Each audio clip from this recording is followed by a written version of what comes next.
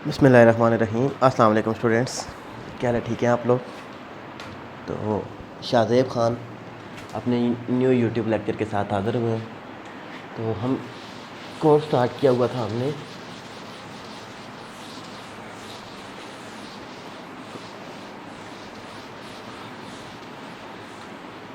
Linear algebra. Linear algebra में हम काम कर रहे थे vector space, inner product space.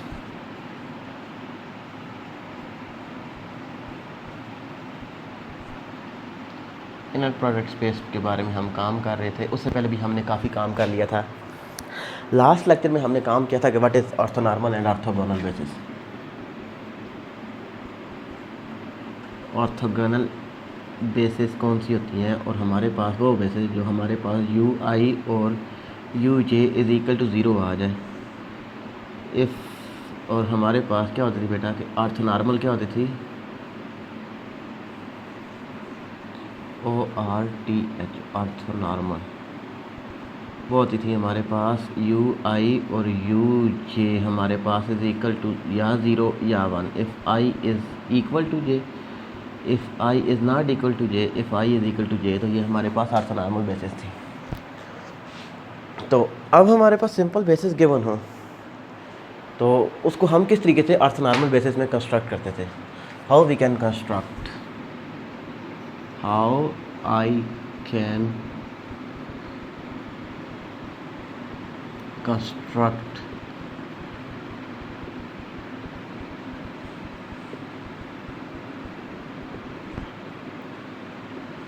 Orthonormal basis. तो उसके लिए हमारे पास दो मेथड होते थे। एक होता था ग्राम स्मिथ ऑर्गेनाइजेशन,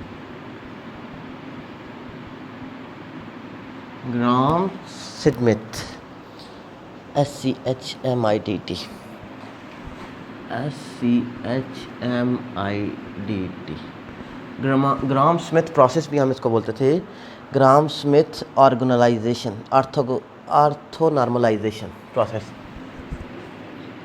ORTHONORMALAZITI। इसका पहले जनरल प्रोसीजर में पढ़ दूँ कि हमारे पास किस तरीके से हम इसको सॉल्व करते थे ग्राम स्मिथ ऑर्थोनॉर्मलाइजेशन प्रोसेस को। कि हमारे पास कोई भी वेक्टर स्पेस गिवन हो, सॉरी इनर प्रोडक्ट स्पेस हमारे पास गिवन हो, कोई भी हमारे पास एक सेट हो जिसमें हमारे पास हम कहते थे कि ये हमारे पास V1 है, ये V2 है, अप टू Vn तक कोई भी सेट था, उसमें हमारे पास ऑर्थोनॉर्मल। अब ये हमारे पास सिर्फ inner product space vector spaces थी, इसको हमने ऑर्थोनॉर्मल बेसिस में कंस्ट्रक्ट करना था। इन्हीं से ऑर्थोनॉर्मल बेसिस हमने बनानी थी। तो उसके लिए हमारे पास क्या होता था बेटा, स्टेप फर्स्ट में हम क्या करते थे कि हमारे पास U1 U2 U3 up to UN तक हमारे पास ये क्या होती थी कि these are the orthonormal basis,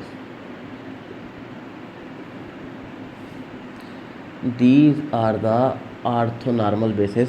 उसको हम किस तरीके से बनाते थे कि U1 which is equal to V1 over norm of V1। जो ये V1 के बनाती थी उसको हम एज इट इज लिखते थे। तो ये हमारे पास फर्स्ट स्टेप आ गया था। अब सेकंड स्टेप ये होता था कि बेटा कि U2 which is equal to W2 over norm of W2। अब ये W2 किसके इक्वल होता था बेटा कि ये हम लिखते थे डायरेक्ट कि पहले मैं जस्ट W डिफाइन कर दूँ, W which is equal to V minus summation K is equal to 1 to N V into U K। This is the definition for finding W is a vector. ये हमारे पास method होता था, journal method की बात कर रहे थे कि हमारे पास क्या होता था बेटा कि अगर W2 कहेंगे तो हमारे पास आ जाएगा V2 तो माइनस V2U। अब हमारे पास क्या आ जाएगा U1 फिर ये हमारे पास सम ऑफ फॉर्म में था ना, तो हमारे पास क्या आ जाएगा V2 U2। इस तरीके से हम इसको W2 W3 W4 हम कंस्ट्रक्ट करेंगे। तो अब हम क्या कहते थे कि V2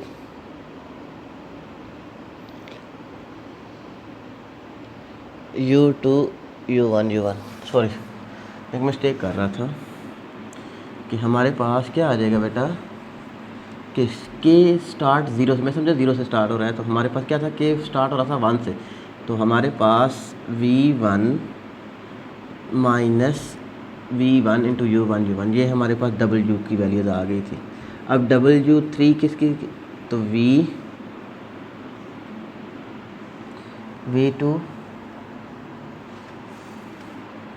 हमारे पास w3 आ जाएगा बेटा कि v3 minus v3 u2 minus v3 u1 इसी तरीके से हम w4 w5 और w6 कंस्ट्रक्ट करेंगे बेटा।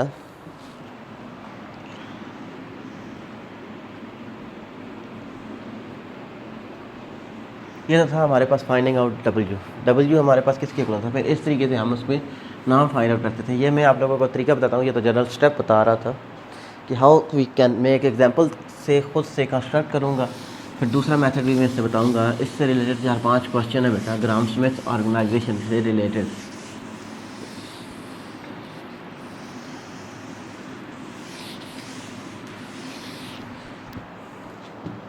अब बेटा हमारे पास एक डेफिनेशन थी, कहता है कि show that 1 1 1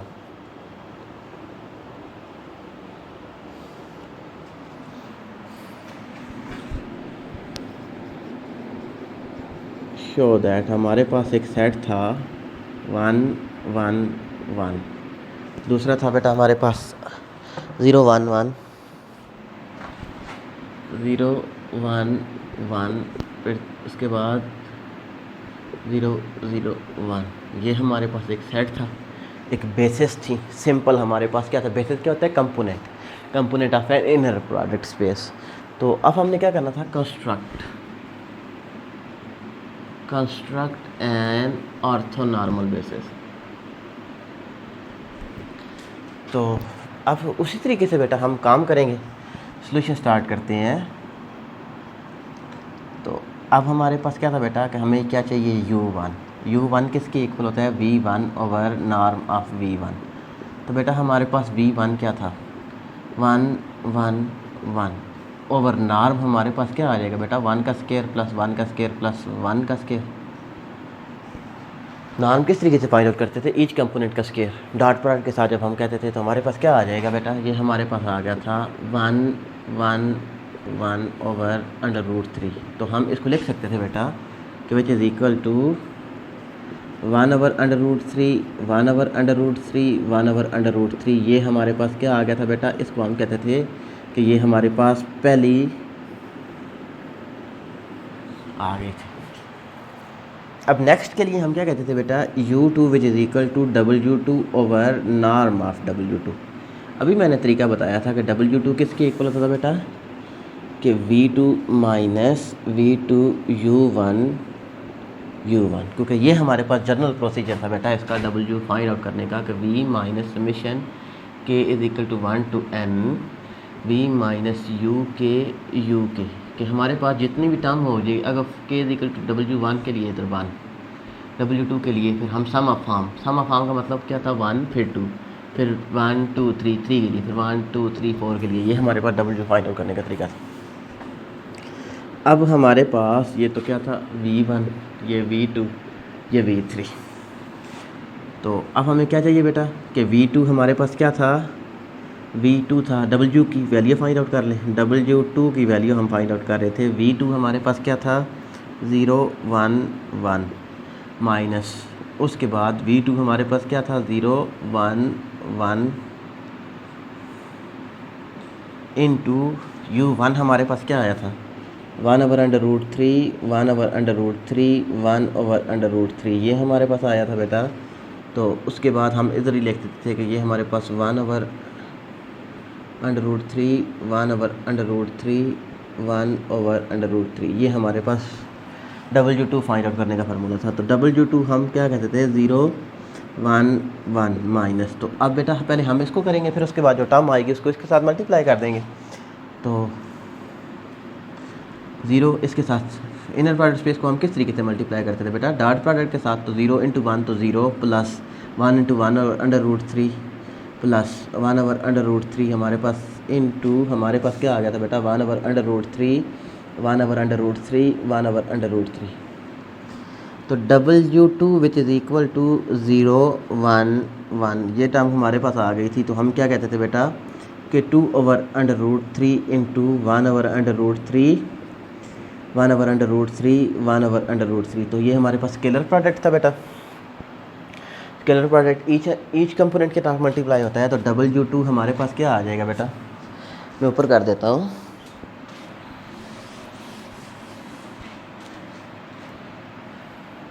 Here we have W2 is equal to 0 1 1 minus, तो हमारे पास क्या आ जाएगा बेटा 2/3 2/3 2/3। किस तरीके से बेटा कि बेसिस सेम पावर क्या हो जाती है, ऐड हो जाती है 1/2 प्लस 1/2। अंडर रूट क्या था, अंडर रूट और अंडर रूट क्या आ जाएगा 1 आ जाएगा, 1/2 प्लस 1 1/2, तो हमारे पास 1 के इक्वल आ जाएगा डिनोमिनेटर के साथ। तो हमारे पास ये टर्म आ गई थी। अब इसको सब्ट्रैक्ट करते हैं, W2 which is equal to 0 minus 2/3 1 minus 2/3 1 minus 2/3। W2 which is equal to हमारे पास क्या आ गया था बेटा माइनस 2/3 1 माइनस 2/3, तो हमारे पास टर्म क्या आ जाएगी बेटा 3 minus 2 which is equal to 1/3 1/3 और 1/3। तो हमें क्या चाहिए बेटा इस इक्वेशन में वैल्यूज़ पुट आउट करने के लिए, U2 में वैल्यूज़ पुट आउट करने के लिए हमारे पास आ जाएगा U2 ओवर, हमें इसका नॉर्म भी चाहिए।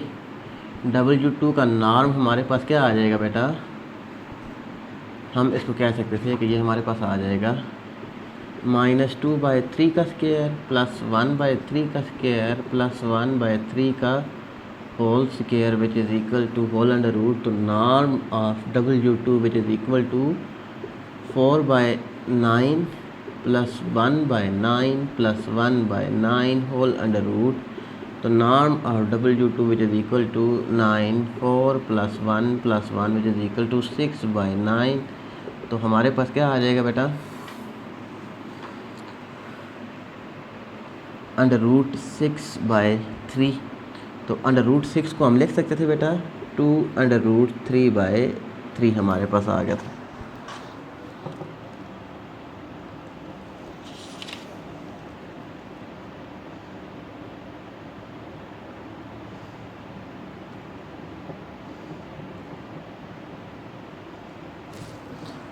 तो या डायरेक्टली हम इसको कह सकते थे कि √6/3 हमारे पास आ गया था बेटा। अब हमें U2 चाहिए। U2 किसके इक्वल था बेटा, U2 is equal to W2 हमारे पास क्या आया था, W2 ये हमारे पास था -2/3 1/3 1/3, और हमने क्या करना था नॉर्म डिवाइड कर देते थे बेटा। तो जब हम नॉर्म डिवाइड करेंगे तो हमारे पास क्या आ जाएगा बेटा, नॉर्म हमारे पास क्या आया था √6/3। तो U2 हमारे पास क्या आ जाएगा, हम इसको लिख सकते थे 3/√6 -2/3 1/3 1/3। तो इसको अंदर मल्टीप्लाई कर दे बेटा, हमारे पास क्या आ जाएगा U2 which is equal to हमारे पास आ जाएगा बेटा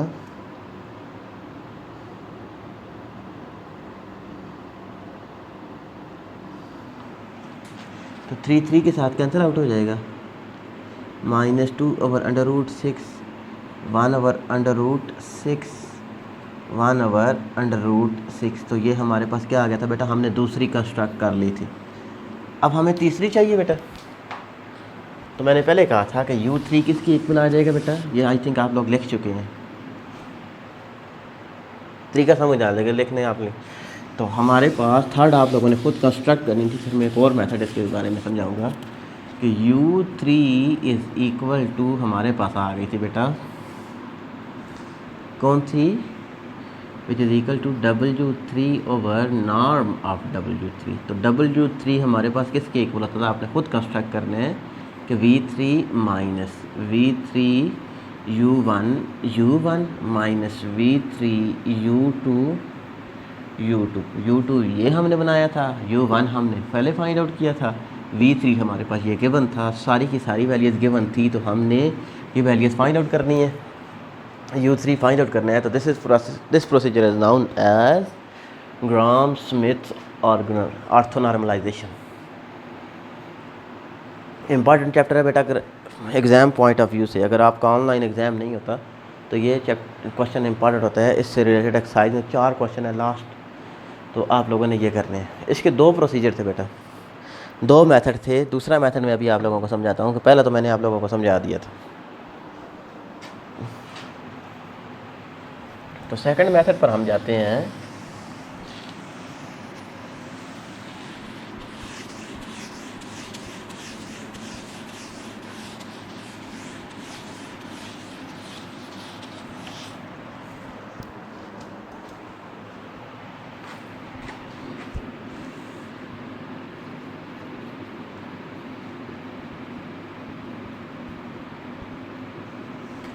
सेकंड मेथड है बेटा हमारे पास कि इसी पर हम सेकंड मेथड अप्लाई करते हैं कि हमारे पास क्या था बेटा, एक बात मैं बताना भूल गया हूँ बेटा, कि अब जब हमारे पास ऑर्थोनॉर्मलाइजेशन के पास काम करते थे तो हमारे पास ये V1, ये हमारे पास क्या था बेटा V2, ये हमारे पास V3 गिवन होगा। तो हम इस सेट को पहले चेक करेंगे कि ये हमारे पास लीनियर कम्बिनेशन है या नहीं है।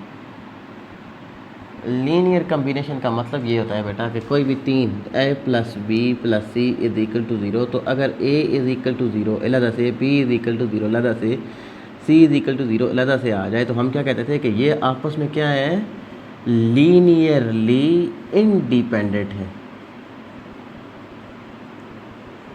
कि ये आपस में, अगर हमारे पास, हम इसको कहते थे कि अगर a = 1, b = 1 एंड c = -2 हमारे पास आ गया था, तो इसको हम कहते थे कि this is known as linearly dependent. तो हम उसको लीनियर कम्बिनेशन पहले शो करेंगे। ये था बेटा हमारे पास लीनियर कम्बिनेशन था। तो सिंपल क्वेश्चन में सॉल्व किया हुआ है, आप लोगों ने उसको पहले शो करना है कि ये हमारे पास अगर लीनियर कम्बिनेशन शो कर रहे हैं।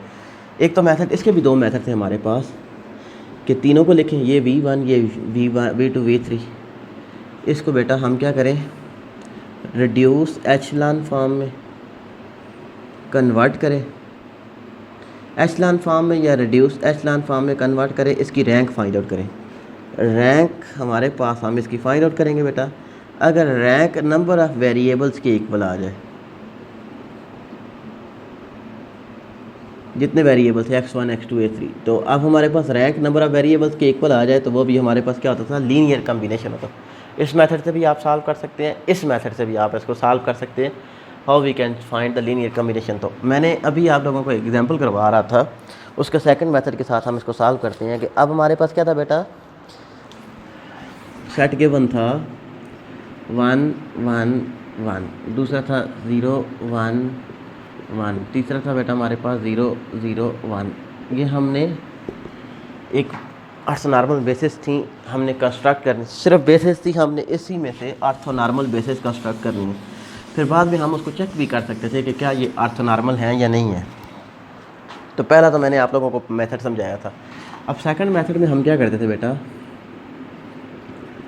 हमने V1 ये गिवन था 1 1 1, ठीक हो गया बेटा।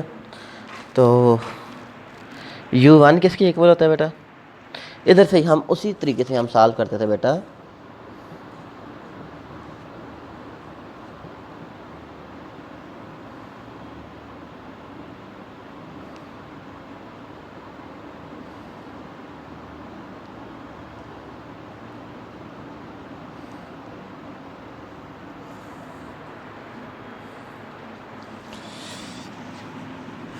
हमने फर्स्ट ऑर्थोनॉर्मल बेसिस कंस्ट्रक्ट करनी है बेटा। तो हमारे पास आ जाएगा, हम इसको कहते थे कि E1 E2,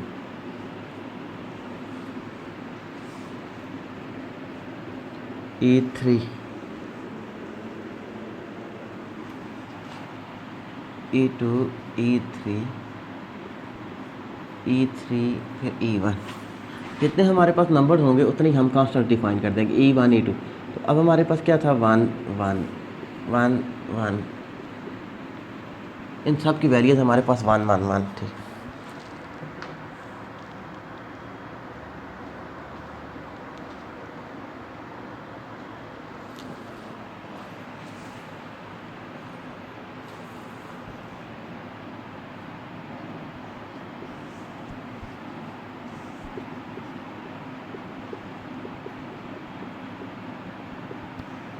V2 find out करने के लिए बेटा हमारे पास V1 तो पहले से मौजूद था, V2 हमारे पास क्या था बेटा 0 1, तो फिर हमारे पास 1 1, तो 1 इंटू 0, ये हमारे पास टर्म थी बेटा, इसको हम कहते थे कि ये हमारे पास गिवन था 0 1 1, E1 E2 E3, खुद से हमने E कांस्टेंट डिफाइन किए हुए थे। ये मेथड आसान था दूसरे मेथड की बेनिस्बत कि अब हमने क्या किया बेटा V2, अब हमारे पास 0 1, उसकी जगह हमने V2 which is equal to हमारे पास क्या आ जाएगा बेटा, इसको जस्ट सिंप्लीफाई कर दें, E1 माइनस 0 E2 तो लिखने की ज़रूरत नहीं है, फिर plus E2 plus E2 minus E3 plus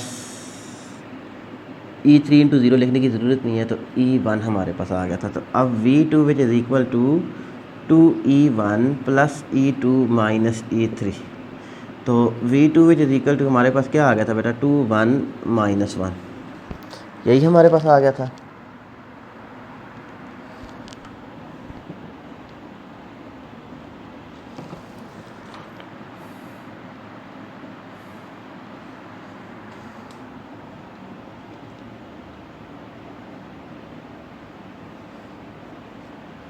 mistake कर रहे हैं बेटा हम।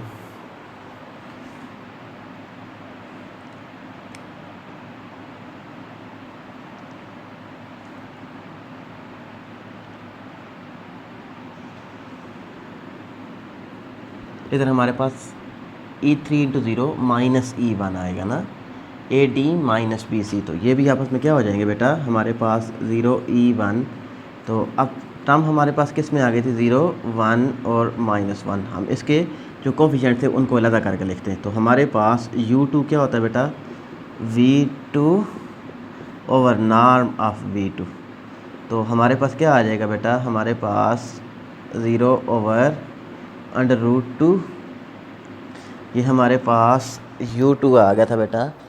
तो अब U2 हमारे पास किसके इक्वल होता है बेटा,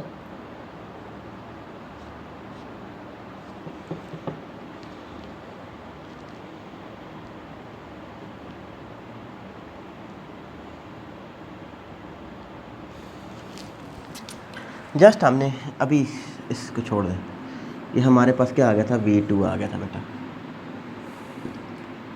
V1 ये था, V2 हमारे पास ये आ गया था बेटा। अब V3 हमने बनाना है, V3 के लिए हमारे पास मेथड होता था बेटा फॉर V3 के लिए हम क्या कहते थे बेटा कि E1 E2 E3, और V1 था बेटा हमने खुद से बनाया हुआ था कि ये था हमारे पास 1 इंटू 1, तो जो हमारे पास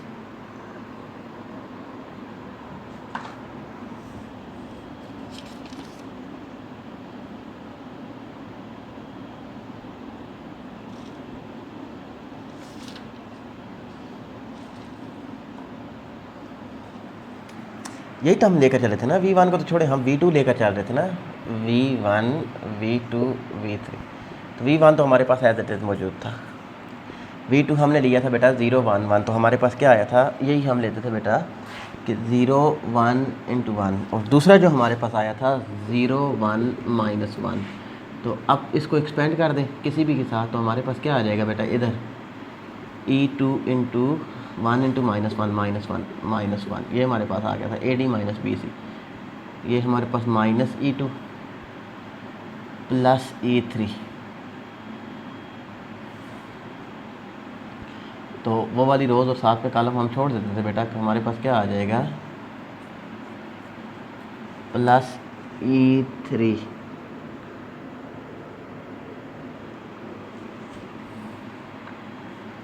तो ये वाली रोज़ और साथ में कॉलम हम छोड़ देंगे, तो हमारे पास टर्म क्या बचेगी बेटा 0 1 0 1।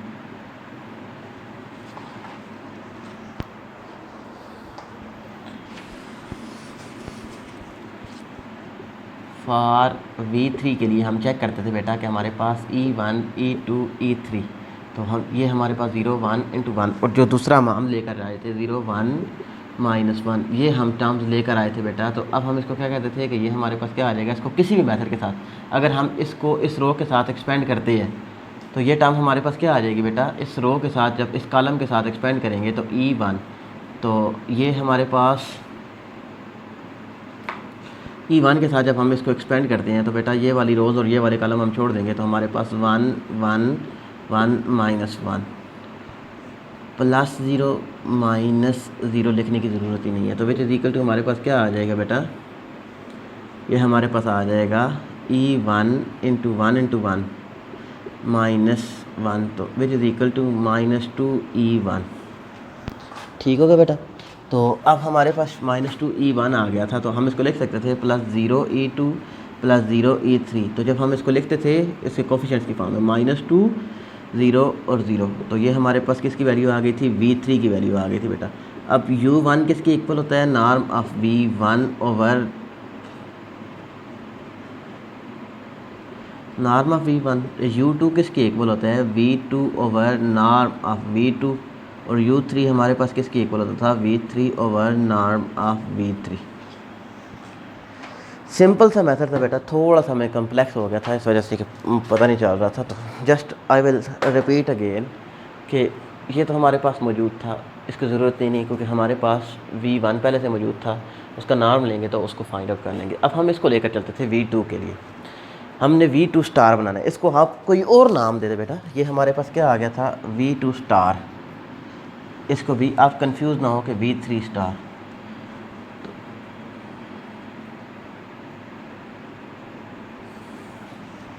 V1 V2 V3 तो पहले से मौजूद था, हमने V2 स्टार, V1 स्टार के लिए ज़रूरत ही नहीं है बेटा, हमारे पास इसी कोई V1 कह रहे।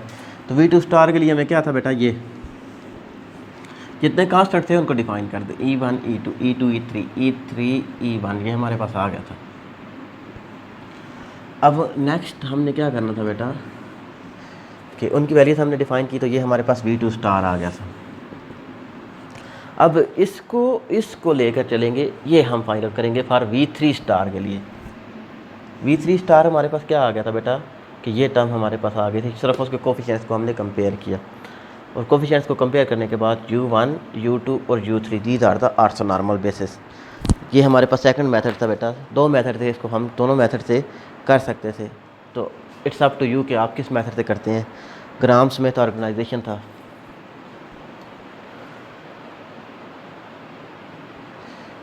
तो ये आप लोगों ने खुद करना है बेटा, बाकी इसकी एक्सरसाइज सारी नेक्स्ट हम एक्सरसाइज 7.2 स्टार्ट करेंगे। तो I think this is enough for today lecture.